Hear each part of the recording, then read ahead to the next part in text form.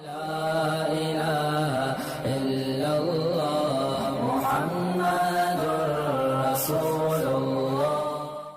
اللہ الرحمن الرحیم. آج ہم انشاءاللہ غسل سے متعلق کچھ احکام پڑھیں گے. چونکہ ہمارے ابھی طہارت کا ہی باب چل رہا ہے. غسل کب فرض ہوتا ہے اور غسل کا طریقہ کیا ہے. رسول اللہ صلی اللہ علیہ وسلم نے فرمایا ان اللہ لا یستحیی من الحق، اللہ تعالی حق بات کو بیان کرنے سے حیا نہیں کرتے.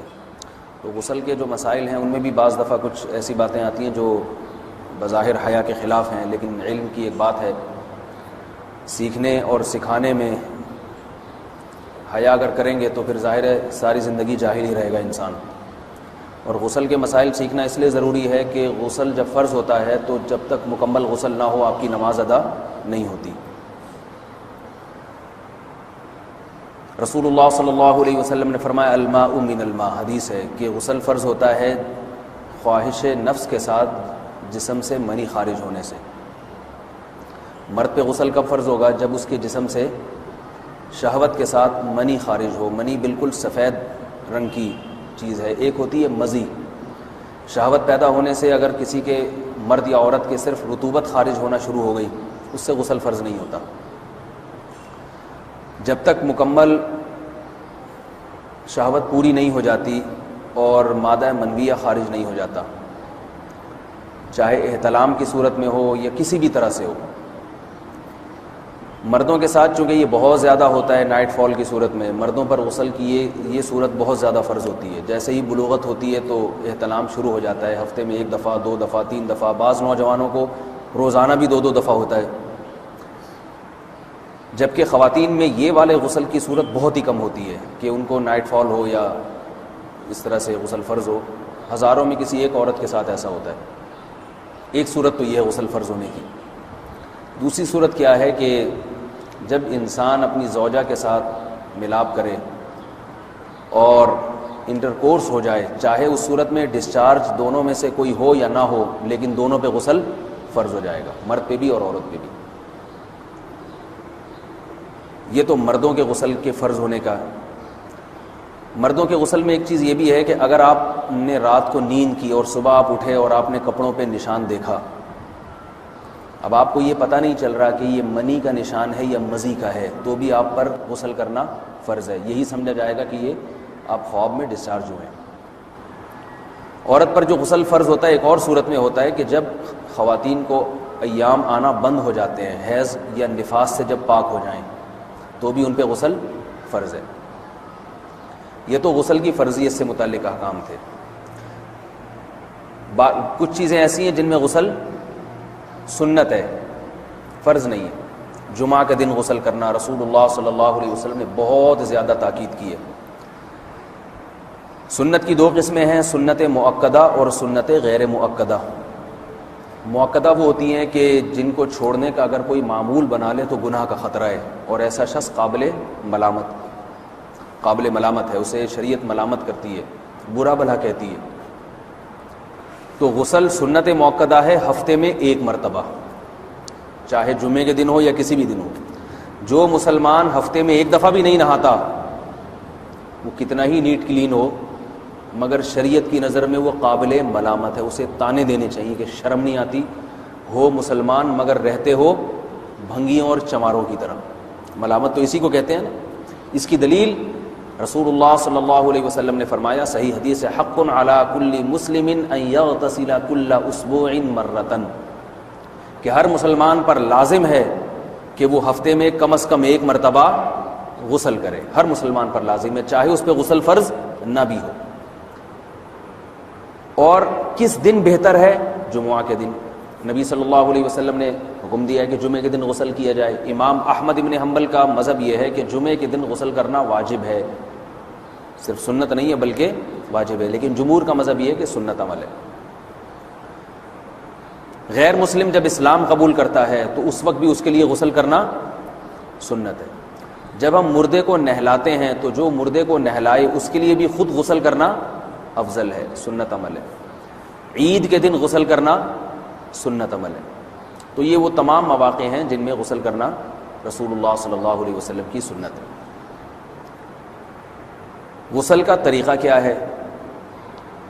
غسل میں 3 چیزیں فرض ہیں: منہ بھر کے قلی کرنا، ناک میں پانی ڈالنا کہ ناک کی جو نرم جگہ ہے یہ اچھی طرح تر ہو جائے، اور پورے جسم پہ ایک مرتبہ پانی بہا دینا کہ جسم میں بال کے برابر جگہ بھی خشک نہ رہے۔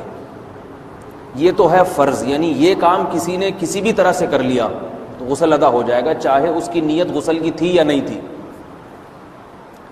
کوئی آدمی چلتا ہوا جا رہا ہے، پھسل کے تالاب میں گر گیا، پورے غوطے کھا کے باہر نکلا، قلی کر لے اور ناک میں پانی ڈال لے تو غسل اس کا ادا ہو جائے گا۔ البتہ چونکہ نیت نہیں تھی لہذا غسل کا ثواب نہیں ملے گا، ثواب نیت کے بغیر نہیں ملتا انسان کو۔ دلائل اس کے الگ موضوع ہے کہ اس کی دلیل کیا ہے کہ بغیر نیت کے بھی غسل ہو جاتا ہے، لیکن میں نے بتایا دلائل کا سیشن نہیں ہے، اس میں پھر بات لمبی ہو جائے گی۔ تو یہ تو ہے فرض، پورے جسم پہ پانی بہانا، کلی اور ناک میں پانی۔ سنت طریقہ کیا ہے؟ رسول اللہ صلی اللہ علیہ وسلم غسل کیسے کرتے تھے؟ سنت طریقہ جس پہ جو اختیار کرنا چاہیے وہ طریقہ یہ ہے کہ جب آپ غسل کے لیے بیٹھیں تو سب سے پہلے وہ جگہ دھوئیں جہاں نجاست اور ناپاکی لگی ہوئی ہے۔ نائٹ فال ہوا، کسی کو احتلام ہوا، تو جہاں جہاں گندگی لگی ہے پہلے اس جگہ کو دھوئیں، استنجا کریں، شرمگاہ کو دھوئیں اچھی طرح، سمجھ رہے ہیں بات کو؟ اس کے بعد ہاتھ دھوئیں اور مکمل وضو کریں جیسے ہم عام حالات میں وضو کرتے ہیں۔ مکمل وضو کرنے کے بعد دائیں کندھے پہ پانی ڈالا، لیفٹ سائڈ پہ پانی ڈالا۔ پہلے زمانے میں تو چلو سے غسل ہوتا تھا، ہاتھ دھو لیے تو اب چلو سے پانی لے کے یہاں ڈالا جا رہا ہے، چلو سے پانی لے کے یہاں ڈالا جا رہا ہے، پورے جسم پہ ملا جا رہا ہے، اور چلو سے پانی لے کے 3 دفعہ سر پہ ڈالا جا رہا ہے۔ تو آج کل چلو ولو تو ہے نہیں، شاور کے نیچے جا کے کھڑے ہو جاتے ہیں، تو اس میں یہ کہ شاور کھولیں اس میں کھڑے ہو جائیں، سارے چلو اس میں خود بخود ہی ہو جائیں گے، پورے جسم پہ پانی بہہ جائے گا۔ نبی صلی اللہ علیہ وسلم کے دور میں یہ جدید چیزیں نہیں تھیں، شیمپو اور صابن، تو آپ صلی اللہ علیہ وسلم بیری کے پتوں سے غسل کی ترغیب دیا کرتے تھے۔ بیری کے پتوں کو اگر پانی میں پکایا جائے تو پانی میں میل کچیل صاف کرنے کی صلاحیت بہت بڑھ جاتی ہے۔ ہمارے زمانے میں اس تکلف کی ضرورت نہیں ہے، صابن ملتے ہیں اس سے نہا لے آدمی، نہایا کریں، بہرحال کہنے کا مقصد یہ آپ لوگوں سے۔ تو یہ سنت طریقے سے غسل ہو جائے گا آپ کا، سمجھ رہے ہیں بات کو؟ سب سے پہلے استنجا کیا، اس کے بعد وضو کر لیا، اس کے بعد غسل کر لیا۔ اگر کسی نے غسل میں وضو نہیں کیا اور ویسے ہی پورے جسم پہ پانی بہا دیا تو بھی اس کا وضو خود بخود ہو جائے گا، اس غسل سے وہ نماز پڑھ سکتا ہے۔ کیونکہ بعض لوگ غسل کرنے کے بعد دوبارہ وضو کر رہے ہوتے ہیں، اس کی ضرورت نہیں ہے، کیونکہ جب غسل کرتے ہیں تو وضو والے اعضاء تو خود بخود اس میں دھل جاتے ہیں۔ یہ ہے غسل کا طریقہ۔ وضو کیسے ٹوٹتا ہے؟ جن چیزوں سے غسل فرض ہوتا ہے ان چیزوں سے وضو تو بہرحال ٹوٹتا ہی ہے، اس کے علاوہ بھی وضو ٹوٹتا ہے۔ اس سے پچھلے لیکچر میں نے کچھ تفصیل بتائی تھی کہ نجاست جسم سے کہیں سے بھی خارج ہو جائے یا نجاست نکل کے بہہ پڑے، اگر قضائے حاجت کی جگہوں سے نجاست خارج ہوئی ہے تو نظر بھی آ جائے وضو ٹوٹ جائے گا، اور قضائے حاجت کے علاوہ جگہوں سے اگر نجاست خارج ہوئی ہے، خون وغیرہ ہے جیسے، تو جب تک نکل کے بہے گا نہیں تو اس وقت تک وضو نہیں ٹوٹے گا۔ سمجھ رہے ہیں بات کو؟ وضو کا طریقہ کیا ہے؟ سب سے پہلے دونوں ہاتھوں کو دھویا جائے، 3 دفعہ کلی کی جائے، مسواک کی جائے، 3 دفعہ ناک میں پانی ڈالا جائے، پھر پورے چہرے کو، پیشانی یہ جو ہے جہاں سے پیشانی ہماری شروع ہو رہی ہے اور تھوڑی کے نیچے، تھوڑی جہاں ختم ہو رہی ہے، اور ایک کان کی لو سے دوسرے کان کی لو تک 4 اعضاء ہیں وضو میں دھونا فرض ہیں۔ 1 چہرہ، نمبر 2 بازو، نمبر 3 سر کا مسا، چوتھائی سر، اور نمبر 4 پاؤں کو دھونا۔ اس کی دلیل قرآن مجید کی مشہور آیت ہے فَاغْسِلُوا وُجُوهَكُمْ وَأَيْدِيَكُمْ إِلَى الْمَرَافِقِ۔ اللہ فرماتے ہیں ایمان والو جب نماز کا ارادہ ہو تو اپنے چہروں کو اور اپنے ہاتھوں کو دھو، سر کا مسا کرو اور پاؤں کو ٹخنوں سمیت دھو۔ دھونے کا حکم ہے قرآن مجید میں۔ البتہ سر کے بارے میں یہ نہیں ہے پورے سر کا مسا کرو، بلکہ آ رہا ہے وَامْسَحُوا بِرُؤُوسِكُمْ، با کا لفظ ہے، با آتی ہے تبعیض کے لیے کہ سر کے بعض حصے کا مسا۔ اب بعض حصے کا قرآن حدیث میں کہیں تذکرہ نہیں ہے، تو اس میں فقہاء کرام کے اجتہادات ہیں۔ امام شافعی فرماتے ہیں تھوڑا سا بھی ٹچ کر لیا سر کو ہو جائے گا، امام ابو حنیفہ فرماتے ہیں نہیں کم از کم 1/4 کا ہونا ضروری ہے۔ سب کے اپنے اپنے دلائل ہیں، ان دلائل میں نہیں جاتا۔ فقہ حنفی کو جو فالو کرنے والے ہیں تو ان کو چاہیے کم از کم 1/4 سر کا مسا، یہ فرض ہونے کے لیے ضروری، مگر سنت کیا ہے؟ پورے سر کا مسا۔ نبی صلی اللہ علیہ وسلم دونوں ہاتھوں کو بھگو کے پورے سر کا مسا کرتے تھے ایسے، سمجھ رہے ہیں بات کو؟ اور مسح کے جو یہ ٹیکنیکل طریقے ہیں کہ آپ یوں پہلے انگلی بنائیں پھر یوں لے کر جائیں پھر یوں گھما کے لائیں پھر یوں، یہ ٹیکنیکل طریقے حدیث سے ثابت نہیں ہے۔ مسح کا طریقہ کیا ہے؟ بھیگا ہوا ہاتھ لے کے ایسے پورے سر کو ہو گیا۔ پھر حدیث میں یہ بھی ہے کہ یوں لے جاؤ اور یہ بھی ہے کہ دو واپس بھی لے کر آؤ، دونوں طرح سے ثابت ہے۔ تو ایسے بھی کر سکتے ہیں کہ یوں لے جائیں اور ایسے بھی کر سکتے ہیں لے کے جائیں اور پھر واپس بھی لے آئیں، دونوں طریقے جائز ہیں، لیکن کم از کم سنت اتنی ہے کہ پورے سر کا مسح ہونا چاہیے۔ بعض لوگوں کو شو مارنے کا شوق ہوتا ہے، اگر وہ واپس لائیں تو بال ان کے خراب ہو جاتے ہیں، کہتے ہیں یار یہ پھر مسئلہ خراب ہو جائے گا، تو پھر ایسے لوگ صرف یوں ہی لے جائیں کافی ہے۔ افضل تو یہ کہ یوں بھی لے جائیں یوں بھی لے جائیں، دونوں طرح سے صحیح ہے، بہرحال دونوں حدیث سے ثابت ہیں۔ سمجھ رہے ہیں بات کو؟ اور یہاں ایک اہم مسئلہ بتا دوں، قرآن مجید نے پاؤں کو دھونے کا حکم دیا ہے، پاؤں پہ مسح کرنے کا حکم نہیں دیا، اور حدیث میں خفین پر مسح کرنے کا حکم ہے۔ تو قرآن اور حدیث کو فقہا نے جمع کیا ہے، لہذا وہ موزے جن میں آسانی سے پاؤں دھوئے جا سکتے ہیں ان میں چاروں ائمہ کے نزدیک پاؤں پہ مسح کرنا جائز نہیں ہے۔ سعودی عرب میں جو بعض سلفی حضرات اور یہاں ہمارے ہاں بھی اہل حدیث حضرات نے عام موزوں پر بھی جو مسح کی ایک روایت ڈال دی ہے، اسلاف میں، تابعین، تبع تابعین میں اور چاروں ائمہ کے مذاہب میں اس کا ثبوت نہیں ملتا۔ اگر اسلاف میں کوئی قائل بھی ہے تو ایک شاذ قول، اکا دکا قول ملتا ہے، ورنہ یہ ائمہ اربعہ کے مذہب کے خلاف ہے، اور جو احادیث جو نقل ہوتی ہیں صحیح سند کے ساتھ ان کے بھی خلاف اور قرآن کی آیت کے بھی خلاف ہے۔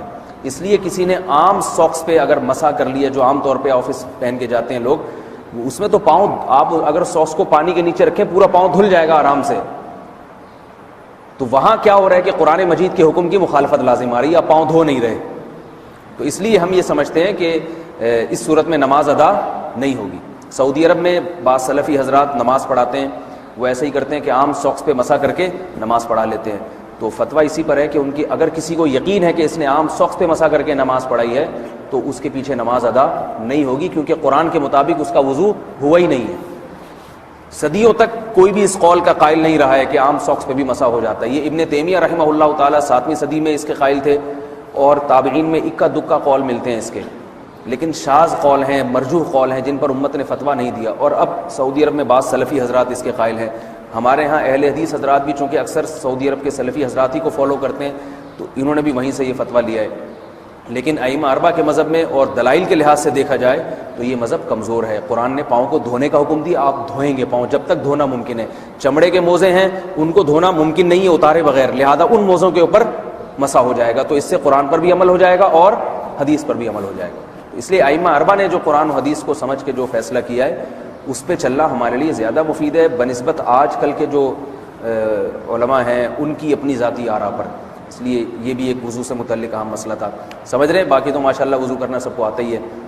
اور وضو کے بعد دعا کیا ہے؟ کلمہ شہادت، اشہد ان لا الہ الا اللہ وحدہ لا شریک لہ اشہد ان محمدا عبدہ ورسولہ اللہم اجعلنی من التوابین واجعلنی من المتطہرین۔ اے اللہ تو مجھے بار بار توبہ کرنے والوں میں شامل کر دے اور بار بار پاکیزہ رہنے والوں میں شامل کر دے۔